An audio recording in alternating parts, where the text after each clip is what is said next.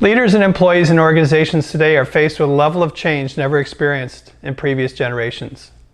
Whether it's the impact of technology, the shifting expectations of customers, the speed of change, levels of global competition, or the disintermediation and disruption that's happening. Leaders today must have the ability to understand complexity. A leader needs to be able to have a high level of emotional intelligence. They have to be able to understand risk and manage risk and change, not only personally, but to be able to guide and lead an organization through the rapid level of change that they're experiencing.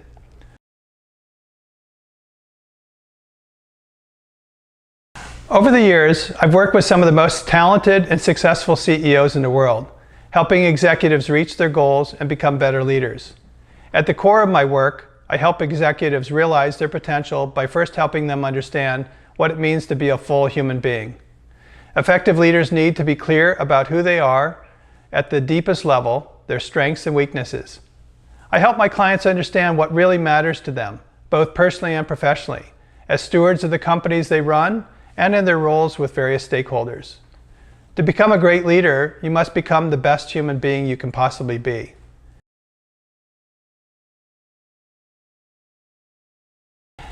In my coaching practice, first and foremost, my role is to help my clients with whatever they believe they need to work on first.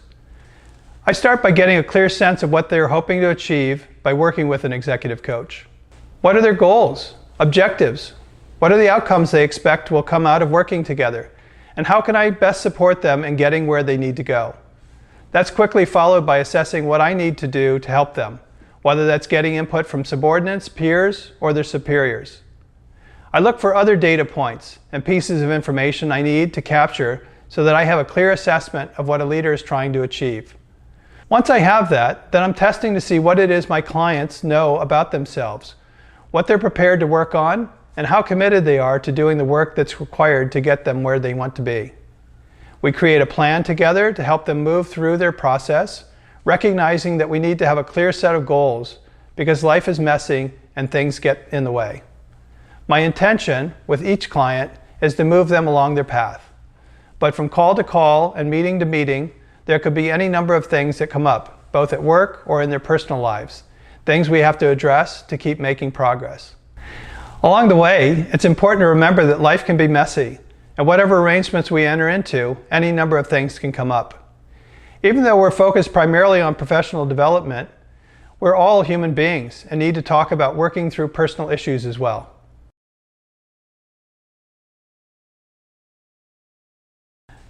I'm often asked how much of a leader's management style is determined by their personal style. I can't say I believe there is an actual percentage, but I do know 100% of who you are as a human being and what you believe about yourself affects how you show up as a leader. To me, every executive I've worked with is first and foremost a human being. I don't consider anything off the table. And though I'm certainly not a therapist and will draw lines and boundaries in regards to what I'm capable of helping with, I'm there to help my clients find the resources they need. In my coaching work, I see my clients as a total human being. I look at how much attention they're giving to their physical body, their nutrition, sleep habits, exercise, their diet, and health. I'm interested in finding out if they have a spiritual practice and understanding their psychological and emotional makeup. I'm looking at their social world and at all the dimensions that make them complete human beings through these collective lenses. I also want to understand what their organizations need from them as leaders and how effective their leadership skills are.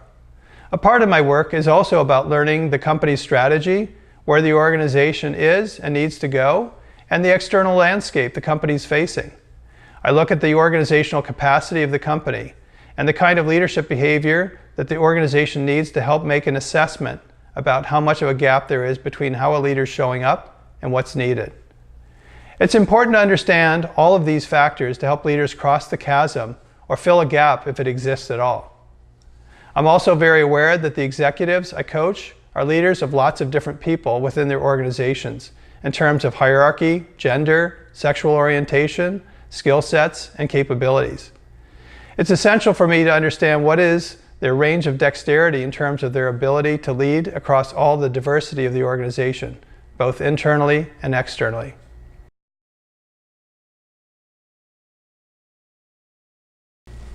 How involved I get in the organization depends on the scope of my work. If I'm functioning as an executive coach to a particular CEO, I need to know what their goals are and the journey they want me to help them with. I can expand or narrow the scope of my work based on the work they're looking to do. In an ideal world, I'm assessing the organization, evaluating the external landscape, and assessing the individual leader and all their direct reports. With most of my clients, they're not looking to take on that large of an analysis of their organization. My work tends to be narrower, focusing on specific issues, problems, and challenges they're looking to address. If I'm working with the entire C-suite, then the work is to essentially, without judgment, assess each of the individual leaders to get a sense of the strengths of the team, both individually and collectively. What's the group dynamic? How effectively are they working together? How effectively are they getting things done? Do they have mutually shared goals and objectives? Do they have clarity on what it is that needs to get accomplished and how they're going to get it done? I'm using any number of tools to do an assessment of each individual member of the team and the team collectively to figure out where there are gaps, where there are technical competencies or behavioral attributes that are missing. There are lots of tools I've found to be highly effective in my work with leaders.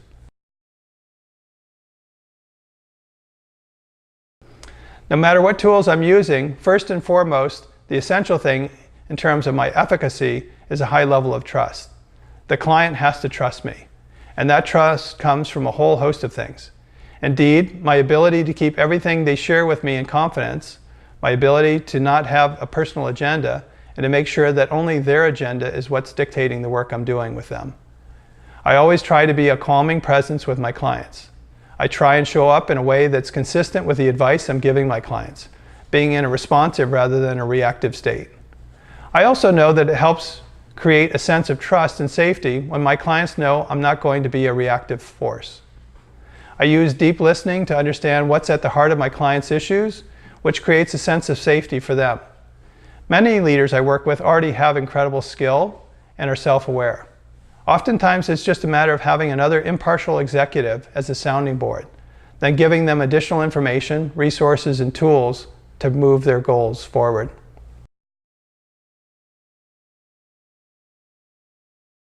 In regards to the current thinking on the development of conscious leadership and management styles, I definitely have my own bias and opinions.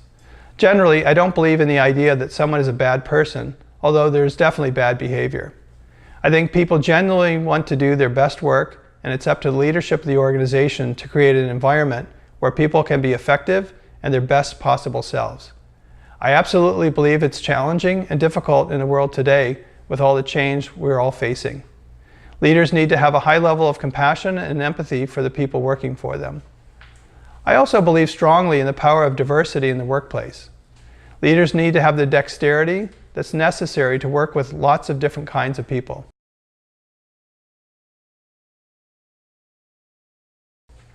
We've gotten to a place not only in the United States, but increasingly around the world, where the employment relationship is very transactional, meaning a person comes to work for an employer and they will be there for a defined period of time.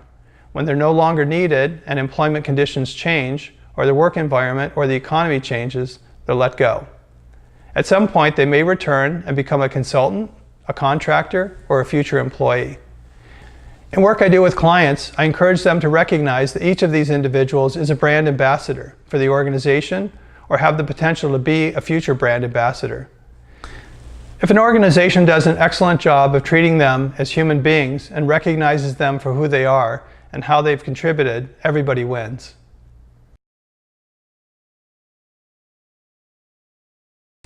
My genuine belief is that if humanity is going to survive, the only thing that's going to help us get there is conscious leadership.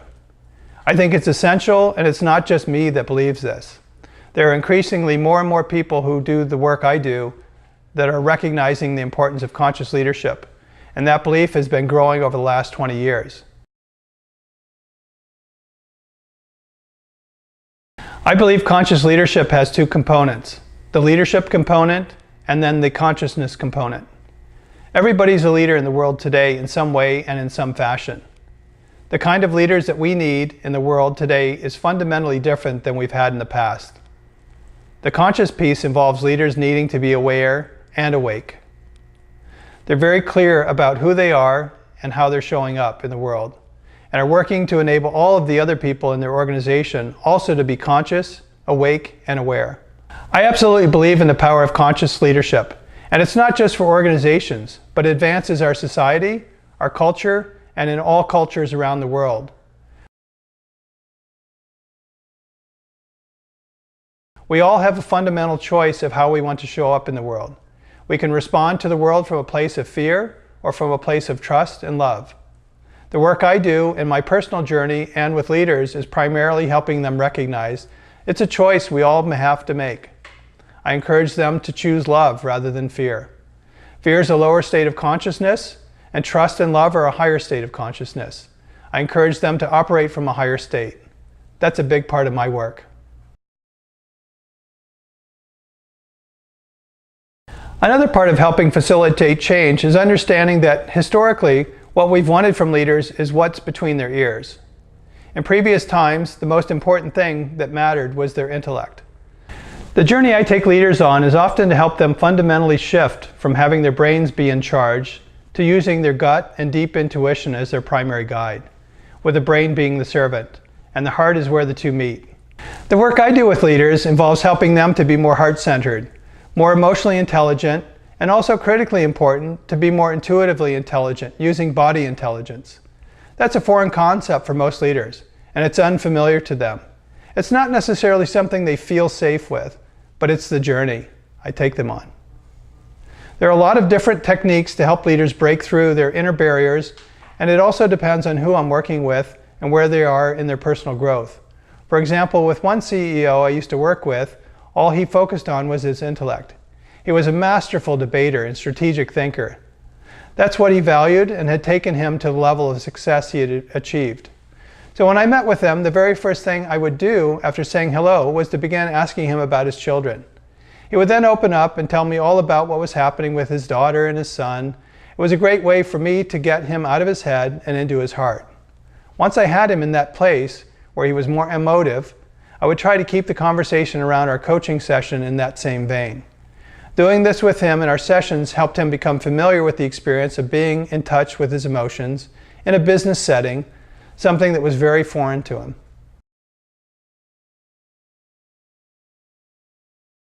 In the work I do, I have a destination I'm looking to take leaders to. I recognize the power for them if they can have emotional intelligence, IQ, and body intelligence, and integrate all three. If they learn to come from that place, then they can become a highly effective leader. I believe there are three kinds of intelligence when it comes to leadership skills. IQ is obvious. It's all about how smart you are. How effectively can a CEO take data and information and come up with a strategy, a response, measuring risk, and all the components necessary to determine organizational implications? That's all the IQ stuff. EQ is the emotional piece, the ability to connect with others, be empathetic and compassionate, and their ability to be vulnerable and share, to be aware of their own emotions and also be dialed into the emotions of the people that they're working with.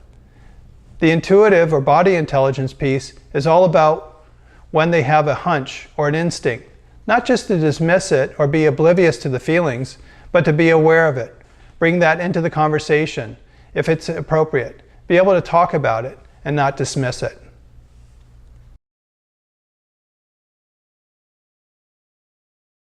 When it comes to the coaching work I do, I believe the work needs to be grounded in love and also rooted in a bit of organizational theory, given my experience in education. Many young entrepreneurs have a lot of fear around the fact that they haven't gone to business school, especially with bootstrap startups. I believe the essential part of being a leader is to know yourself. Part of my work is giving them tools and resources to help them understand themselves. I'm personally very curious, and so I'm continually looking for new information, reading, and experimenting with things. As I do that, I share that with the clients I work with. Part of it's the personal journey I've gone through with having been a hardcore business person, going to the best business school in the world, and at the same time having gone through the personal journey I went through with my health crisis, the loss of my wife, and developing a spiritual practice. All of the other things I have experienced in my personal journey. I bring all of my educational training, hands-on business experience, and my own personal development work into the coaching work I do with my clients. The road I've traveled has been an amazing gift, and I'm happy to share it with anybody that wants to experience it.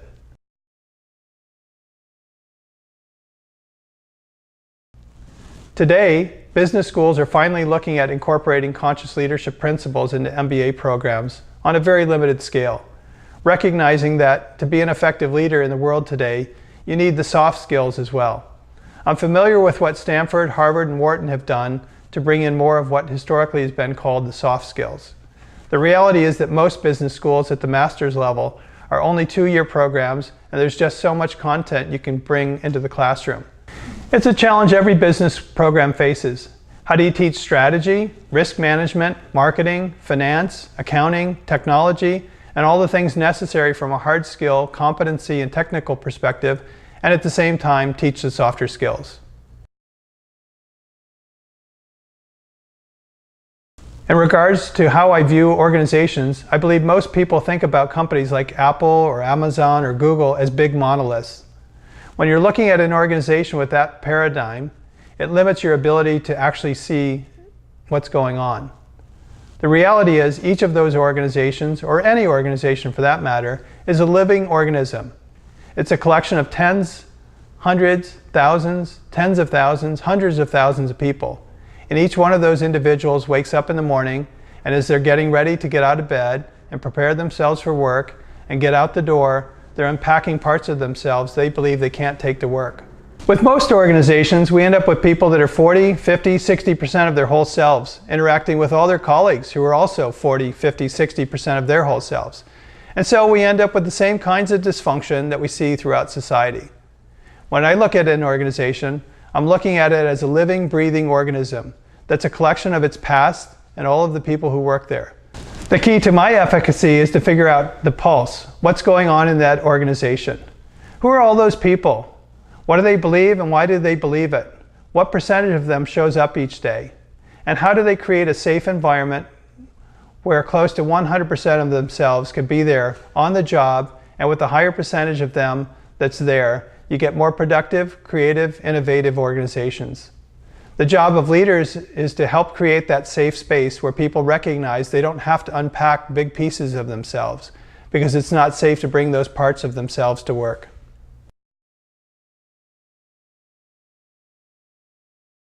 One of the tools I find helpful in my coaching work is some type of relaxation, meditation, or contemplative practice.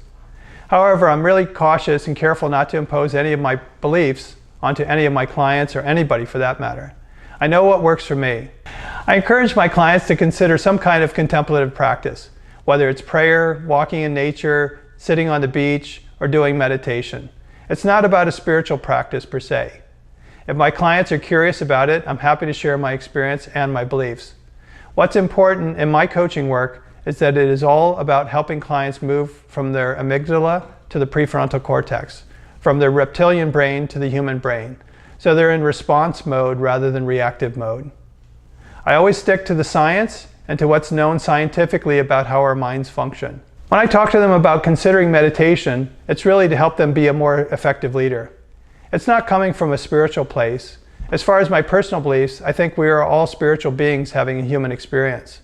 However, it does influence how I work with clients. If I talk to them about spirituality, it's in the context of helping them take the long view so they're not caught up in a conflict at work that will negatively influence how they respond and how they react to what's going on, but they can take it in stride. They can take it as a perspective and be looking out over the course of their life and not lose sight of what really is important and what really matters. I'm often asked about what I believe the purpose of work is in our lives. If you consider Maslow's hierarchy of needs, we often use work as an opportunity for self-transcendence. We can use work not just to meet our physiological needs, to be other dimensions of who we are.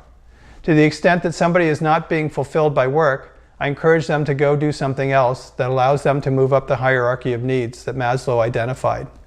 Indeed, from a Buddhist perspective, in the Eightfold Path, right livelihood is essential teaching. But I don't use that language or that way of framing it when I'm talking to clients. It is true that doing work in the world that helps you grow, learn, and it brings you joy makes for a much better life. And it positively impacts the other people in your life. If you're feeling joyful, fulfilled, and enriched, you're going to be more effective, a productive employee, if you're doing what brings you joy. In my coaching work, I also use nature as a tool for growth. There are many advantages to this. As a species, we often don't recognize our responsibility to be stewards of nature and have separated ourselves from it. So part of what I do is take executives out on hikes or in a natural setting to reconnect them to nature, so there's an opportunity to recognize we're part of it. We're not separate and distinct from it. Yes, we have a stewardship responsibility. Partly it's getting my clients out of the office and into a different setting where they can be more creative. When hiking or just walking, you're using the left and right sides of your body, and you're using the left and right hemispheres of your brain. So if I'm out on a hike with a leader, they're suddenly finding that they're more creative, more aware, and better at solving problems. They also get the physiological benefit of getting more oxygen to their brain because they're out in nature with the trees. There's also a whole dimension to what nature can teach us from a system standpoint. The mycelium in the earth are a network that the trees use to communicate with each other, which science is just starting to understand. We know that when somebody walks into a forest, a tree will send out a chemical reaction that goes through the mushroom mycelium, letting all the other trees in the area know that there's a human being in the forest, sending out an alert about the things that they need to be aware of. I do believe that the root systems that exist with trees have a lot in common with corporate environments. With companies, it's an energetic matrix that gets woven into an organization. And when people move around in the workplace, whether it's physically or virtually, they connect into that matrix. Then it affects how they show up, and in turn affects how the matrix operates. As a species, before we walk into a room, our bodies know what we're walking into long before we hear anything or see anything with our 5 primary senses. Our energetic bodies picking up signals and telling us whether or not it's safe and how to respond. The human body gets hit with about 12 million pieces of information per second, and only about 4,000 of those 12 million actually make it to the brain. And then many of those 4,000 get processed by the amygdala or the mammalian brain, and only a handful at best of the 12 million get to the prefrontal cortex, the area of the human brain where we know we can actually process it. Our body's constantly reacting and responding to things, whether it's light or sound, temperature, vibrations, energetic stuff that our conscious mind has no awareness of. With the clients I work with, whether it's one-on-one coaching or in the consulting work I do, I meet people where they are. There are a number of clients I work with that I can't talk about these kinds of sensory cues. It's so far beyond their understanding of reality. And in some ways, it's irrelevant. It doesn't matter. I can approach it from a different perspective. I can give them other tools to help them be effective, and over time, if they're receptive and they want to learn, then I'm happy to share.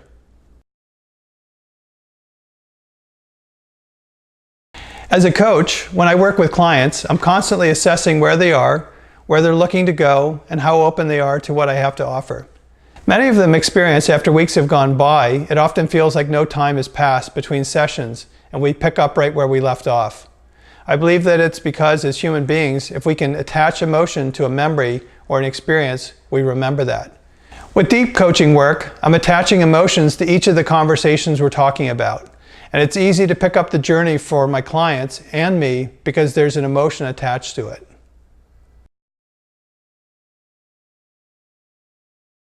I find in my work as a coach that many CEOs say they often feel entirely alone in their role as a leader. This is understandable as the challenges of being a leader are immense.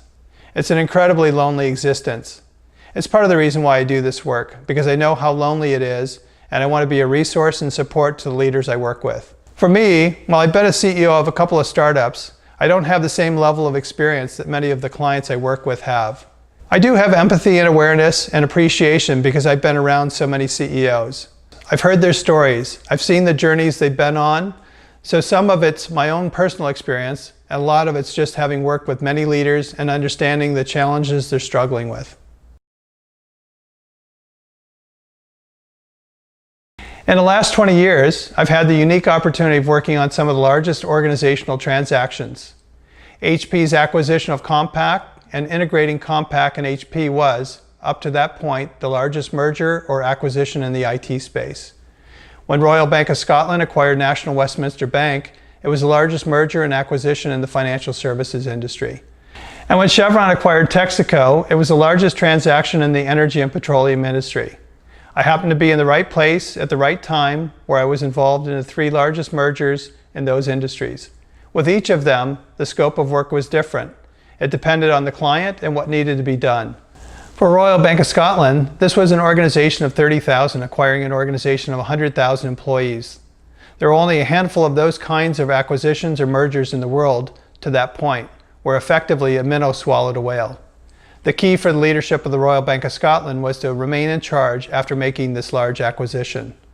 So it was essential to figure out who the best people from National Westminster Bank and who were the best people from the Royal Bank of Scotland. How do you put the best people in the best positions and maintain the culture of Royal Bank of Scotland and not just become National Westminster Bank? There was a whole host of things that needed to be done, looking at processes, systems, brands, customers across all the functional areas of the organization at both companies and figure out what the combined organization needed to be. I worked with the Royal Bank of Scotland to set up an assessment center where every single employee from each organization went through a 2 or 3 day evaluation in order to determine who was going to be retained and the roles they would have, and then reviewing all of the systems, processes, and programs for the combined organization. The majority of the people were in the UK. In the case of Hewlett-Packard acquiring Compaq, the 2 organizations collectively were in 33 countries, and each of the countries had their own laws on how 2 companies could be integrated and what was necessary and what was required.